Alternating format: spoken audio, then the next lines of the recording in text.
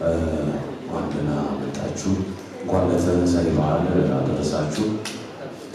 የዚህ ታሪካዊ ቀን ተካፋይ ለመሆናችሁ ሁላችሁም ለዚህ ዓላማ መሳካት አብራችሁን ለነበራችሁ ለወደፊትም አብራችሁን ለምትሆኑ እጅግ አድርገን እናመሰግናለን። አርፍደናል አይደለም፣ ለዛም ይቅርታ እንጠይቃለን። እንደ ሽርጉድ ቲም ዲቴል ስለ ጉዳዩ ከማውራታችን በፊት ዲቴል አክቲቬሽን ምን ያህል የኢንተርቴንመንቱ ሴክተር እንደሚያንቀሳቅስ የሆነ ያህል ብያችሁ ማለፍ እፈልጋለሁ።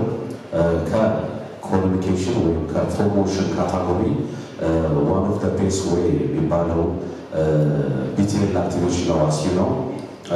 ቢቲኤል አክቲቬሽን ኤቲኤሉን ይይዛል፣ ዲጂታል ይይዛል፣ አውቶፎኑ፣ ቢልቦርዱ ሁሉ ነገር የሚያጠቃልለው ኋይ የሚለው ደግሞ በዚህ አክቲቬሽን በዚህ ስር ውስጥ ለሁሉም ሚዲያ እና ለሁሉም አካላት ፉቴጅ ሆኖ ስለሚቀር ማለት ነው። እንደሚታወቀው ቢቲኤል ደግሞ ሌላው መገለጫው ሙዚቃ ነው። አስኪለው ሙዚቃ ደግሞ ፍቅርን፣ ተስፋን፣ ሰላምን፣ አንድነትን ከመዘመር ባለፈ የቢቲኤልን ኢኮኖሚ የሚሸከም ነው ማለት ነው። አጠራጠራ ሊገኝላቸዋለሁ። ሌላው ሴክተሩ እንደሚታወቀው ወደዚህ ወደ ቢቲኤል አክቲቬሽን ወይም ኢቨንት አክቲቬሽን ሰዎች በተለያየ መንገድ ሊገቡ ይችላሉ። ያው ፍራንኳን በማየት ሴክተሩን ባለማክበር ሊገባ ይችላል። ግን ለሽርጉድ ኢንተርቴንመንት ደግሞ ቲም ሴክተሩ ላይ ያለው ክፍተት በማጥናት ኪነጥበብ ባለሙያውን በማክበር ኦዲየንስን በማክበር ፕላስ ደግሞ ትልቅ ኢኮኖሚ እንዲንቀሳቀስ የማድረግ ነገር አለና ሽርጉድ ኢንተርቴንመንትን በዚህ አጋጣሚ ማመስገን አለብን ማለት ነው። ስለዚህ ይሄኛው ኢቨንት ምን ለየት የሚያደርገው ነገር አለ? አስቢ ነው። ብዙ ቦታ ኢቨንቶች ይዘጋጃሉ አይደለም? ግን ይሄ ኢቨንት የሽርጉድ ኢቨንት ምን ለየት የሚያደርገው ነገር ይዟል የሚለው ነገር እንደሚታወቀው አስቢ ነው የኔ የሚባል ነገር ቫይብ አለ አይደለ?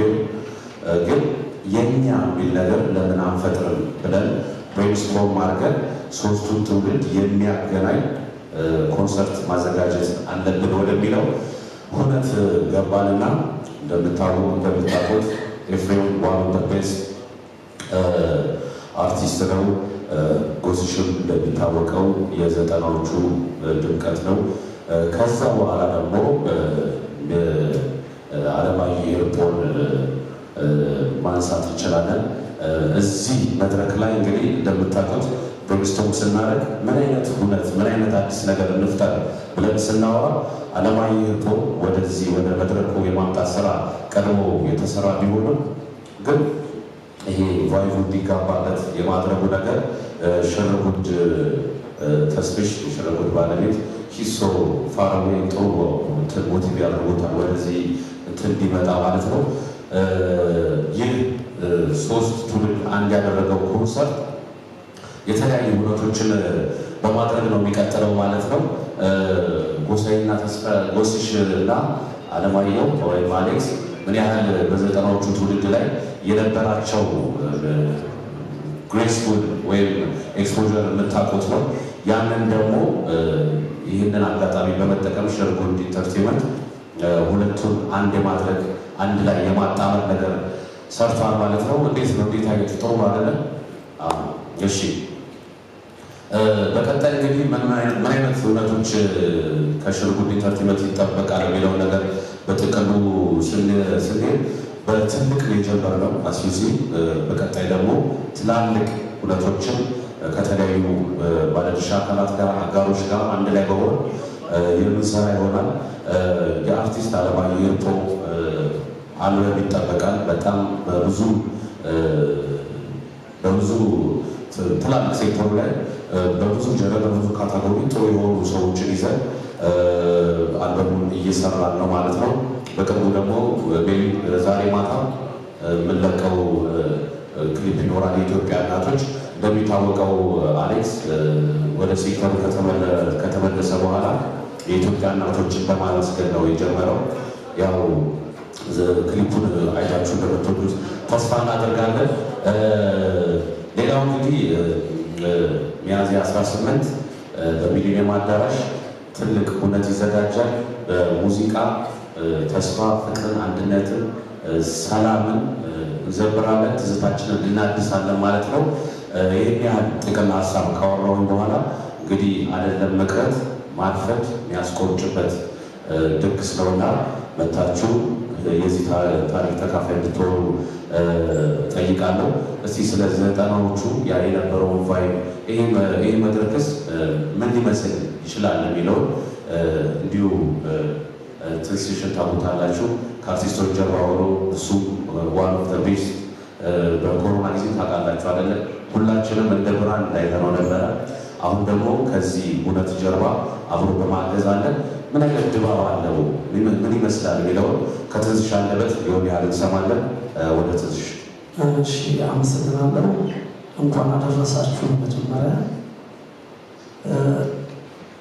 የፊታችን ሚያዝያ 18 በሚካሄደው ታሪካዊና ታላቅ ኮንሰርት ላይ ከጀርባ በመገኘቴ ከልብ አመሰግናለሁ። የሽሩጉድ ኢንተርቴንመንትን ሙሉውን ከልብ አመሰግናለሁ እና እንደ ድምፃዊነቴ ከፊት ልሆን አላልኩም፣ ከጀርባ ነው ያለሁት። ከጀርባ ደግሞ በጣም የሚያስቆመኝ ታሪካዊ ነገር አለና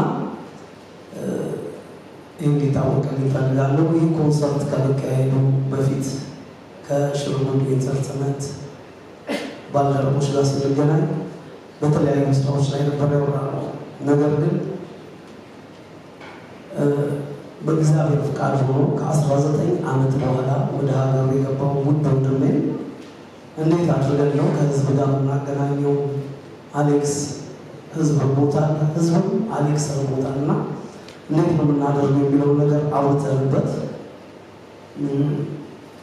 ሳንጨርስ ያው የአንድ ሳንቲም ገጽታዎች ናቸው አሌክስ እና ጎሳዬ።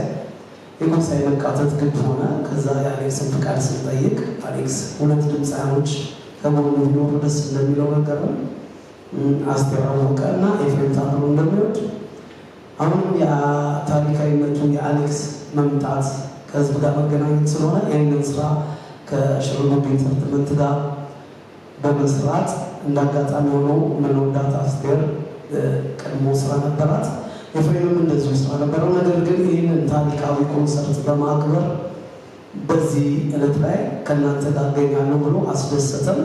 እነሆ እንደምታዩት እንግዲህ እዚህ ጋር ደርሰናል። ስለዚህ ኮንሰርት ብዙ ማለት ይቻላል።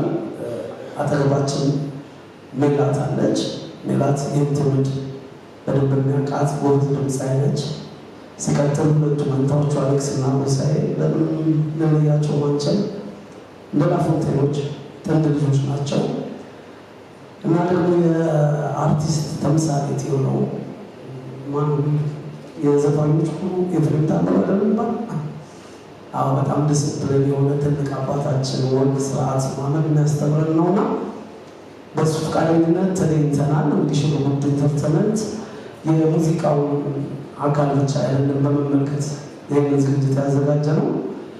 ኢትዮጵያዊ ባህልና ወግ በጠበቀ መልኩ የድሮ ትዝታዎች ባላባቶች እንደሚቆርጡት በትከሻ ሽንጥ እየተዟዟረ አውዲየንስና ሙዚቀኛ በቅርብ ርቀት እየተገናኘ ይሁዳቸውን እያወሩ መጪውን ዳግማዊ ትንሣኤ ከዚህ በፊት ተደርገው ከነበሩ የተለያዩ ኮንሰርቶች ተመክሮ በመውሰድ በተሻለ መልኩ የመጀመሪያ ቢሆንም የሽሩጉድ በቀጣይነት የተሻለ ነገር ለመስራት እንጥራለን። ብዙ ዘርፈ ብዙ ጉዳዮች አሉ ኢንተርቴንመንቱ ላይ። ነገር ግን ይህን ኮንሰርት እዚህ ጋር አድርሰነዋል።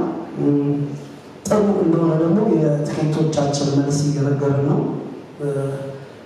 እና ባልደረቦቹም በጣም ደስተኞች ናቸው። ከልብ እናመሰግናለን። ከጎናችን አጋር ሆናችሁ ስለተገኛችሁ እኔም ከልብ አመሰግናለሁ።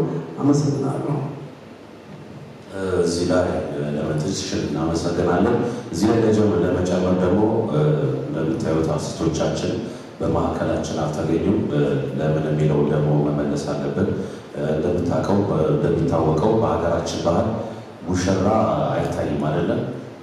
በጣም ኤክሳይትድ ሆናችሁ እንድትጠብቋቸው ከሚል እነሱን ከማክበር አንጻር ነው እና አንድ ላይ ሆነው ሃቪንግ ፋን ኢንጆይ እያደረጉ ነው። ስለ ኮንሰርቱ መሳካት እያወሩ ነው እና ለዛ ነው እዚህ ያልተገኙት።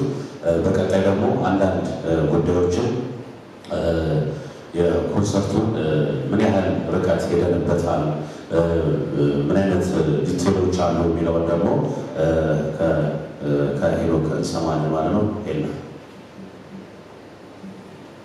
እሺ፣ እንግዲህ ከልብ እናመሰግናለን እኛን አክብራችሁ እነዚህ ደግሞ ሌጀንድ የሆኑ አርቲስቶች መድረክ ላይ ቅዳሜ ሚያዝያ 18 የሚሞሸሩበትን እንትን እናንተ ልታደምቁ ስለመጣችሁ በመጀመሪያ ከልብ እናመሰግናለን።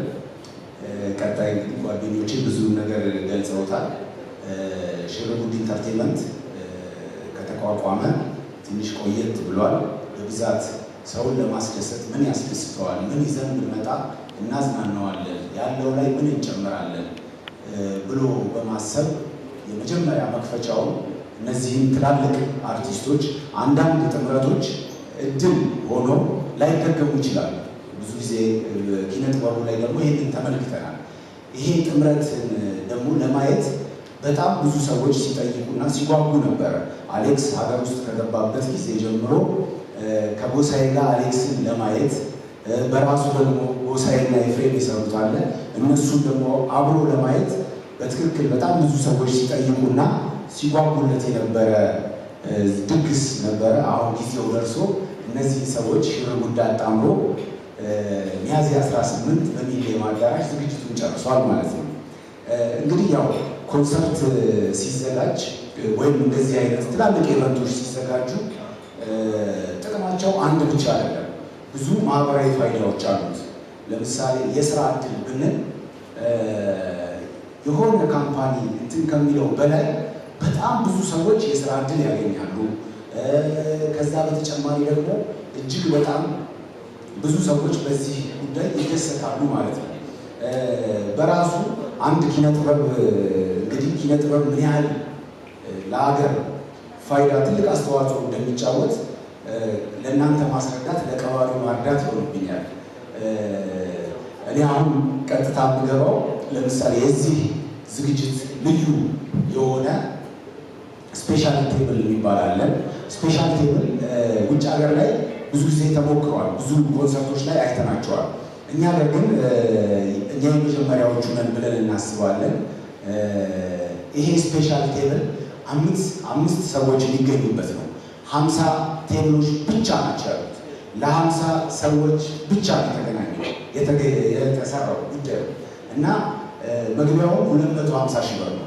አንዱ ቴብል ላይ ግን 5 ሰዎች ይገኛሉ ማለት ነው።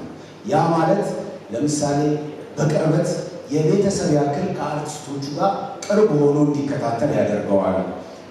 በጣም ቅድም እንደገለጸው የንጉሥ መስተንግዶ ልክ በፊት እንደ አባቶቻችን እንደሚያደርጉት በትከሻ ስጋው እየዞረ ቁርጡ እየተቆረጠ በከፍተኛ ማወራረጃ እየታጀበ የሚካሄድ ነው ማለት ነው። ያ ማለት አርቲስቶቹን መሸለም፣ ማበረታታት፣ ሰው ደግሞ ባለው ነገር ከፍ ብሎ መዝናናት ለፈለገ ሰውና ላሰበ ሰው ከሀሳቡ እንዳይጎድል በክላሴ እዝናናለሁ ባለኝ ነገር እንትን አደርጋለሁ ያለው ሰው ያንን ክላስ ጠብቀን እንትን ለማድረግ ስፔሻል ቴብል የሚባለውን አዘጋጅተናል ማለት ነው። ያ ስፔሻል ቴብል እንዳልኳችሁ አንዱ ቴብል ላይ 5 ሰዎች ይገኛሉ። ለ50 ብቻ ሰዎች የተዘጋጀ ነው። ለ50 ቴብሎች ብቻ ናቸው ያሉት ማለት ነው። እንግዲህ ይሄን ይመስላል። ቀሪ ደግሞ ስለ መግቢያዎቹና አንዳንድ ጉዳዮች ዋሴ ደግሞ ገለጻ ያደርግልናል ማለት ነው። በጣም አመሰግናለሁ። የምንጠብቃቸው ሰዎች እስከ 13,000 ከ10,000 እስከ 13,000 የሆነ በተጨማሪ አሁን ላይ ባለኝ መረጃ ተስፍሽ የ500 ፕሪሴሉ ተሸጦ አልቋል። በእኛ በኩል ተሸጦ ጨርሰናል። በተጨማሪ ፕሮግራም ላይ እዚህ ፕሮግራም ላይ ለየት የሚል ነገር ሰርፕራይዝ ገስት ይኖረናል። በጣም ትልቅ አርቲስት ብዙዎቻችን ማንጠብቀው ሰርፕራይዝ ገስት ይኖራል። ከ12 ሰዓት ጀምሮ መግቢያ በሩ ክፍት እናደርገዋለን።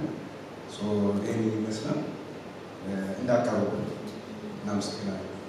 አንድ ቀን ኮንሰርቱ ከመካሄዱ አንድ ቀን በፊት ድረስ እስከ 700 ብር ነው የሚሸጠው። የዕለት ዕለት 1000 ብር ነው የሚሸጠው። ቪአይፒው ደግሞ ምግብና መጠጥን ጨምሮ 15000 ብር ነው። ቪቪአይፒው ማለት ነው። ያ ስፔሻል ቴብል ነው። ቪአይፒው 3000 ብር ነው ማለት ነው።